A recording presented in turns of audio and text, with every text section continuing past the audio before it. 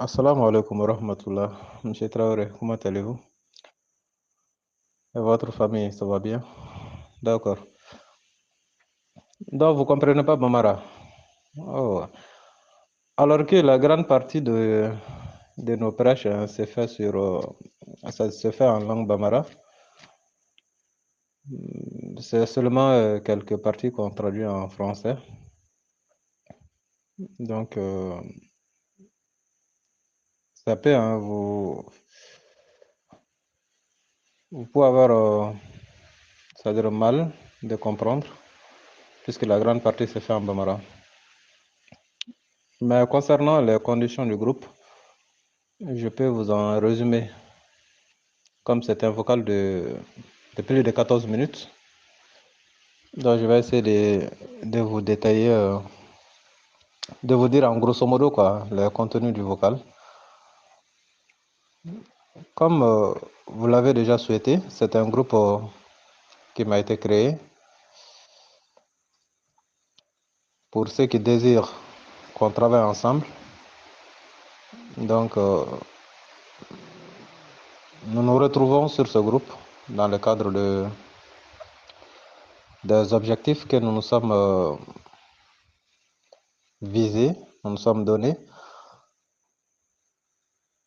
Parmi ces objectifs, il y a ce qu'on appelle l'application de la loi de Dieu. Application de la loi de Dieu, ça veut dire quoi? Comme vous l'avez dit dans le vocal, on voit qu'aujourd'hui, certains musulmans ont tendance à apprendre à Allah sa religion. Puisque si Dieu dit que ceux qui ne jugent pas d'après le Coran sont des mécréants,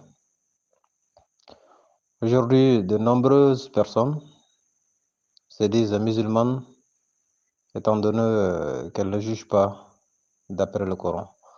Ça, c'est un paradoxe. C'est un paradoxe évident. C'est cette remarque que nous avons faite. Nous avons jugé nécessaire prendre notre destin en main. Donc, nous voulons de notre mieux, convenablement, faire ce que Dieu et son prophète demandent, de façon convenable. Donc, de ce fait, quand on se fixe un tel objectif, c'est un objectif très lourd, ok, très colossal, et on ne peut pas l'atteindre hein, avec amusement, on ne peut pas l'atteindre. C'est avec le sérieux maximal, ok, maximum de sérieux qu'on peut l'atteindre. Donc, c'est dans cet objectif-là que le groupe a été créé. Ceux qui se voient concernés dans le monde entier cherchent à les rejoindre et nous les recevons avec plaisir, bien sûr. Mais comme vous dites que vous ne comprenez pas Bamara, vous êtes à Dubaï. Alors que la grande partie des prêches se fait en langue Bamara. C'est ce côté qui peut constituer un obstacle pour vous. Mais comme il y a certaines parties qui sont traduites en français ainsi qu'en anglais, peut-être ce sont ces parties-là que vous avez écoutées et qui vous ont poussé à m'envoyer de vocal. Dans les objectifs aussi du groupe, il y en a ce qui concerne la façon d'entrer en islam. C'est-à-dire que comment doit-on entrer en islam ou comment doit-on devenir musulman. Donc il y a une partie également de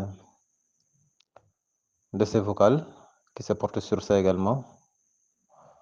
Comme de nombreuses personnes également s'appellent musulmanes, se disent musulmanes, alors que la façon qui a été prévue par Dieu et son prophète, et salut sur le prophète et sa famille, la façon qui a été dictée, déterminée par Allah, suivant laquelle tout un chacun doit devenir musulman. Aujourd'hui, on constate que il y a beaucoup de personnes qui ont raté cette procédure-là, cette façon. Ils sont devenus musulmans, je ne sais pas, suivant une voie qui n'est pas la voie normale.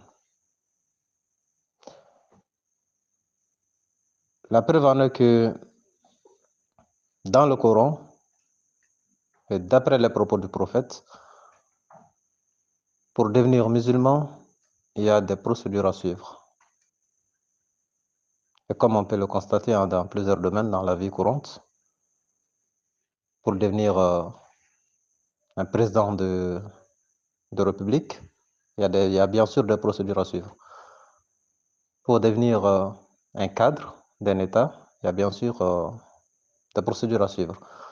Pour devenir un médecin, il y a bien sûr des procédures à suivre.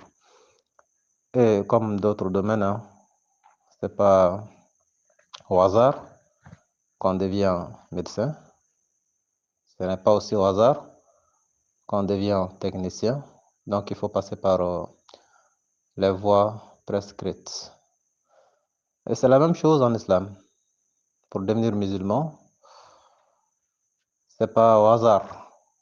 C'est pas se lever un beau jour, un jour, commencer à prier. C'est pas ça. L'islam n'a pas commencé par la prière. Donc, du coup, la voie qui a été déterminée par Allah, c'est la voie de la croyance. La voie de la croyance, ça veut dire quoi? Ça veut dire que l'intéressé, s'il veut devenir musulman, on lui explique d'abord la croyance. C'est quoi la croyance? Et ce qui va encore prouver ma, ma thèse ici, disant qu'il y en a ceux qui s'appellent musulmans, mais ils ne savent pas qui est musulman exactement.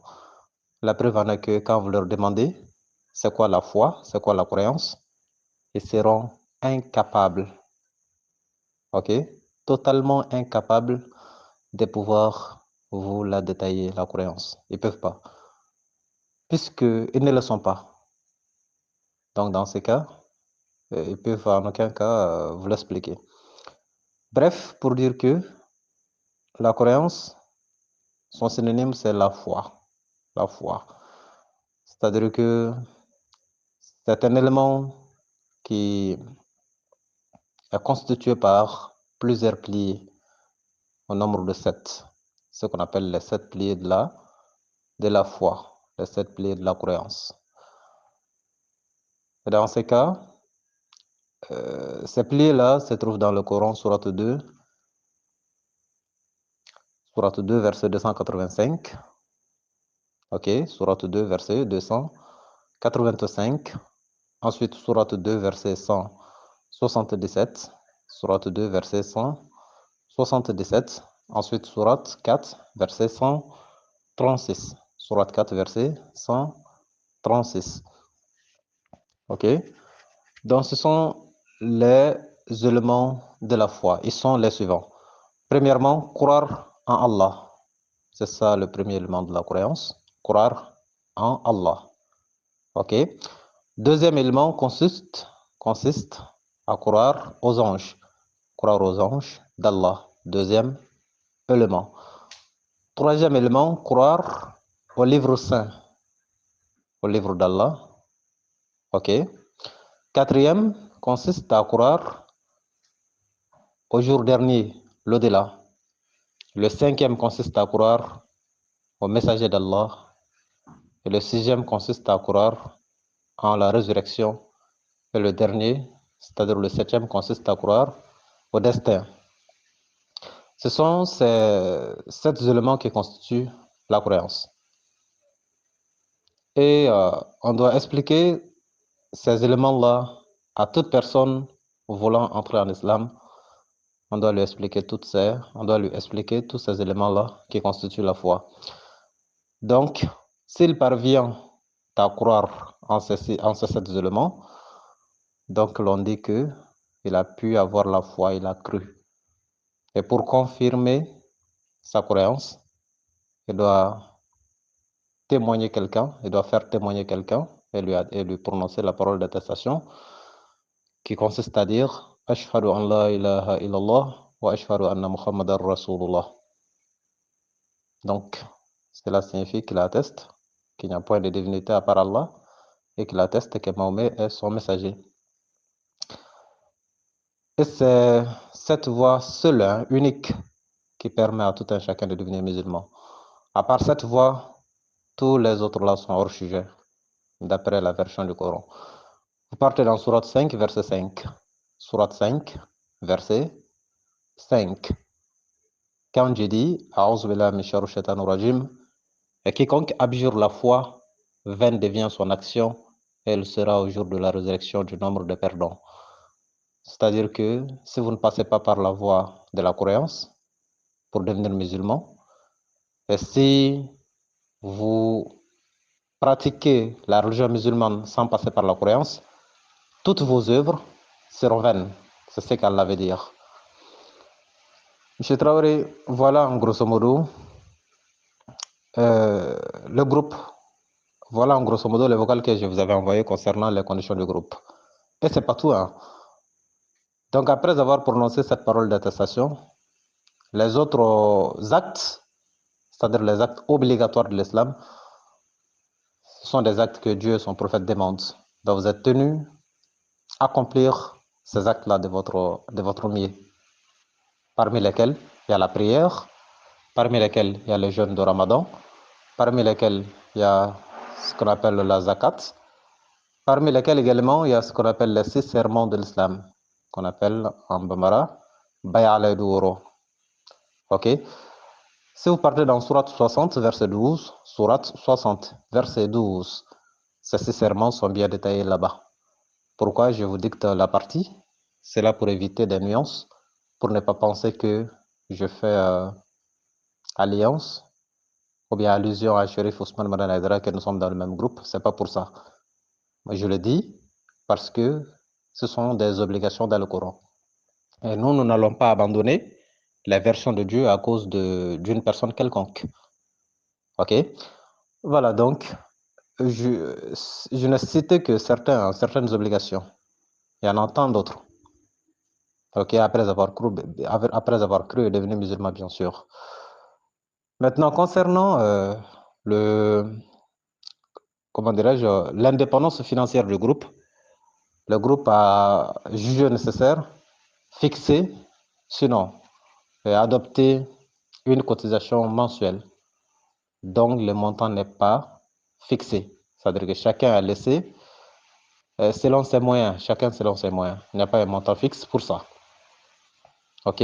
À la fin de chaque mois, entre le 1er et le 5, chacun fait ses contributions pour que le groupe puisse exister, OK, subvenir à ses besoins, puisse avoir son indépendance financière. Et avant cela également, pour que le numéro soit enregistré, soit ajouté au groupe, il y a des frais d'inscription à payer qui sont 1000 francs. OK? 1000 francs pour les frais d'inscription pour que le numéro soit ajouté au groupe. C'est après ces 1000 francs que viennent maintenant les cotisations mensuelles. OK? Chaque mois entre le 1er et le 5. Voilà ce qui était dit, OK, dans le vocal en langue bambara. Comme je vous l'avais envoyé, vous dites que vous ne comprenez pas bambara. C'est pourquoi je vous l'ai traduit de façon grosso modo. Voilà, pour que vous ayez au moins une idée générale là-dessus. Donc, c'est à vous de voir si vous convenez ou bien si tous ces propos-là vous conviennent. Donc, il n'y a pas de problème, vous me le dites. On va programmer votre ajout. Et si vous voyez que vous n'êtes pas pour ou bien vous n'êtes pas prêt, vous me le dites également. On fera ce qu'on doit faire. Oustaz Berté, Alaka Waraba Murutile, Karamogo Shariatiki Sikasso. Téléphone numéro 70 03 48 53. Biolo Villa, Fou Anisaba, Binan Anishegi, Bidur Anisaba. Wassalamu alaikum wa rahmatullah.